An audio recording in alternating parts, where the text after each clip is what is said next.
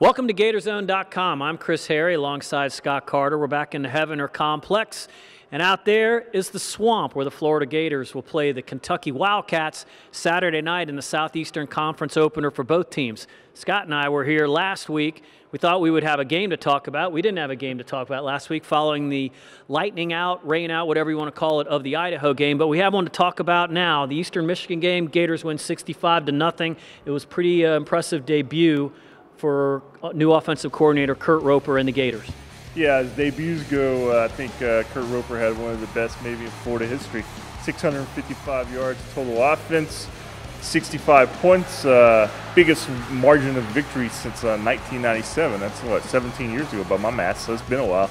I mean, it was a really good, sharp performance by the offense. Jeff Driscoll looked good, career-high 31 completions. I mean, it was kind of as advertised. I mean, it was a lot faster-paced offense. They ran 86 plays, which was about 20 more than the average last year. So you saw a no-huddle, up-paced attack, racked up some yards, and now can they do it again against Kentucky? I mean, it's the SEC opener, so they understand the level of competition is going to go up some as they start the SEC play. But for the first game with Kurt Roper in the first game of the 2014 season, Gators passed the test. Now here come the Kentucky Wildcats, who the Florida Gators have beaten 27 times. The last time Kentucky won was in Lexington in 1986. Kentucky is going to be a more talented team than Eastern Michigan was. They're going to be better frontline players. They may not have the depth the Gators have, but offensively thus far, they've averaged over 500 yards a game and been moving the ball up and down the field a little bit on the two teams they defeated. Yeah, quarterback Patrick Towles has looked impressive. Will Muschamp talking about this Kentucky offense earlier in the week said it's probably the best they've been at running back in a while. So they certainly present some challenges for Florida's defense, which, pitched a shutout against Eastern Michigan. Looked good overall, but, they obviously had the talent advantage there, but they turned, forced 5 turnovers.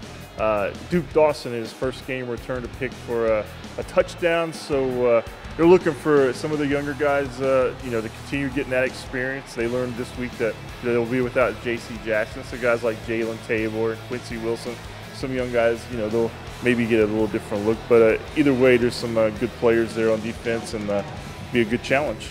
The last SEC night game in the Swamp was a victory over Arkansas last year, which happened to be the last victory for the Gators until their win over Eastern Michigan the other night. Here comes Kentucky. It's just really important to get the SEC season off to a good start. Yeah, it really does. This whole Saturday has an SEC flavor about it. You got to remember SEC Nation is here. You mentioned earlier how long has it been since Kentucky beat Florida. Tim Tebow's here this weekend. I don't think he was even born.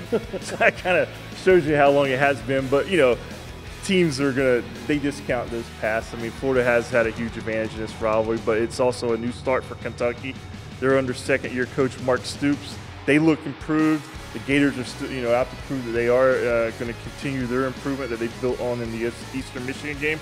So it's a good early season game, and everybody knows what waits next for the Gators if they can come out of this one good. They go to Alabama, and then that's a real test. So that's where the season is for Florida, and it's going to be an exciting Saturday night at the Swamp. It's all about building on the last one. For Scott Carter and I, it's the same thing. We're going to try to build on our last little review here together. We'll see you guys next week on GatorZone.com.